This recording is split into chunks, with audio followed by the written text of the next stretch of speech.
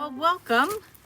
This is my little garden at my house here on the property of St. Anthony Retreat Center, and I am delighted today because Barbara is going to talk about pruning roses, and I love roses, and I have a number of rose bushes, but I have never had anybody really explain to me how to do it. So this is going to be really great. I'm going to go over a few of the basics first. It's helpful to wear rose pruning gloves. When you're working with big rose bushes and you have to reach down in, the thorns are always cutting you. So if you have the long sleeved gloves. Now I have the hand shears. And before you start pruning, this rose has rose mosaic virus. Do you see these marks on the leaves? That's a virus that roses can get. All right, that can be transferred from one plant to the other, just like we transfer viruses from one person to the other.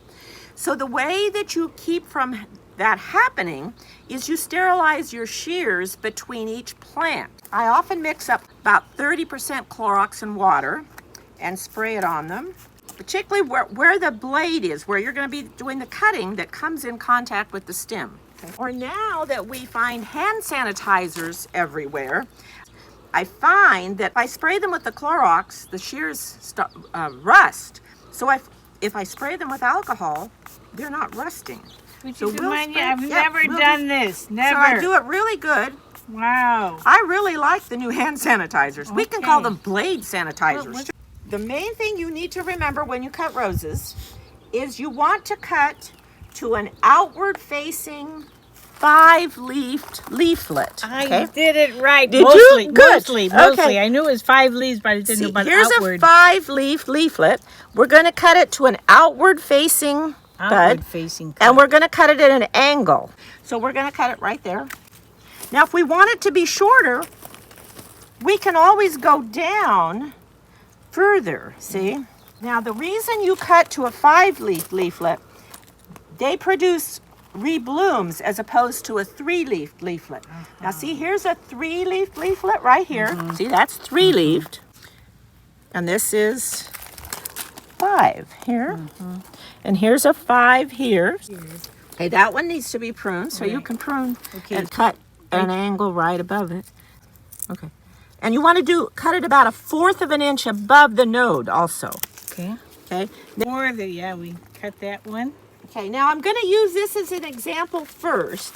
You see, if you just come in and cut the spent bloom and you leave this stem, then that's going to die down and that could get disease in it and transfer disease down into the plant. That's why we want to go Down, a right 1/4 of an inch above an outward facing 5-leafed leaflet. Perfect. There we go. So now, before we move on to one of the others, I would like to go over here. This is a ground cover rose, and we've used some of these up at the youth center. Okay, now it's got some long canes, so it would be helpful if we cut these back to bush it out. So then we're going to sterilize these again. Now there's some new growth here and new growth there. So let's cut it way back because we want it to bush out. Okay. So now, see, there's a new leaflet there. So you could go in and cut that. And here's another, I'm going to cut that off too. You can really go to town on these guys. So, these you can pretty much cut anywhere almost. Really? They're ground cover and they'll spread way out. And see, we have a new flower over here. See, this is what they look like. They're small, but they can be covered with flowers. Yeah. Now, there's some tips in here that I would go in and just cut off. Just tidy them up. Okay. These you can cut almost way back to this far above the ground, and then they'll bush all out. And a good time for that severe pruning is in early spring, just before they start their new growth.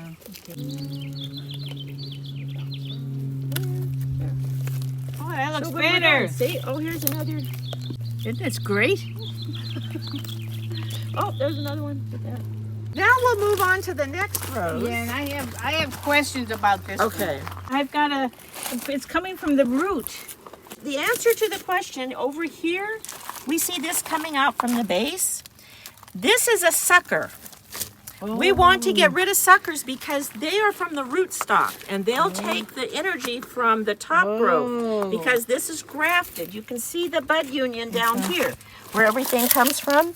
So anything that comes below is from the rootstock, and the rootstock is a particular rose and it's red. So when you see a red coming up, that's from your rootstock. And then it's going to sap the energy from your top growth. And I've seen people cut their roses all the way back and they lost their grafted rose and they just have the rootstock. So should I just cut that at the very base? Yeah, I'd cut it. If you can yank them off, even if they're in the ground, you might be able to. Yeah, there, that's perfect. See, you got it from the that root. better, yeah. All right. Okay. This is more of a shrub rose, probably. See, because it's full, it has smaller flowers and it has a lot of them, but you can go ahead and prune them just like we would the other. We want the growth to stay uniform, so kind of just go in and tip. And again, 5? Yeah, to 5-leaf leaflet. It just makes them a lot neater if you go in and just... Okay, and when you have, let's see here, I don't have any 5 leaves. You know what I would do? I just take it off. Oh, okay. Because if you go to the 5-leafed leaflet right now, you're going to lose all these, and you don't want to lose those. So later, then, when these are through blooming, then you can go down to a 5-leaf. One of the reasons you deadhead plants is because it keeps them blooming. The reason for flowering is to produce seeds to reproduce. And so you trick them. If you keep taking their flowers off, they keep trying to produce blooms to produce seeds. And so you keep them flowering. Deadheading means taking these spent blooms off. So we're deadheading. This plant doesn't have the virus. I'm Dr. Barbara right now. The damage here is just from the heat drying out and not enough moisture to the roots when it's hot, but it doesn't have the virus. The virus is more stippled. This is just around the leaf margins. So, you know what I do at home, and a lot of my potted plants on my patio, I water them in the morning. Yeah, that's what I do. And then I come back and water them in the evening. Oh. Because they've used up all that water. That's true. During the day, and then they've got to get through the night with a lack of water. Yeah, so that's probably I water them twice when it's real I hot. You could even kind of spray them down a little bit to cool them off. When the leaves are damaged like this, the leaves photosynthesize. They make food for the plant, and they also take up water. Well, when they're damaged around the leaf margins, they can't actively do that as well. So you might as well just get rid of them. Oh, okay. Now we'll move on to the next plant. I think this one is pretty good, except we have just one to deadhead that one over there. This one looks, there's one. Wait. Oh. You caught me. Thank goodness. Spray. You see? Isn't this fun? This is great. See the nice healthy green foliage on this one. He looks really good. We just need to cut Dead that one. right there. Right Deadhead there. that one. I'm going to deadhead it. All right, this I really have a question with, and I think I did something wrong. It's not blooming? Well, when I trimmed all that, this had so many blooms on it. And then it's my favorite rose bush. It's gorgeous. What's its name? Peace rose. Finally, I'm getting some new growth over here. Oh yeah, there's some. But I was surprised that I just didn't get a whole bunch because everybody else, look at this one. Well, this one it did depends real on the well. variety too. Now, and when you put Miracle Grow on, what time of the day do you put it on? Morning. Okay, so you don't want to put it on in the heat, Right. because if you spray it on and the sun is real intense, the light going through that water can do some burning.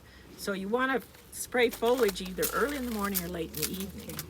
Now this is not that virus. It's No, it's just from drying dry. out. Yeah. Okay. So these look pretty nice and healthy. You know what I would suggest? These pots are about half full of soil. So when they're dormant, I would pull them out and then add new soil to the bottom. So they'd have more soil for their roots. Because see, there's only about half in that pot. I was going to just add it on the top, but it's better to add it on the bottom. It would be better to add on the bottom.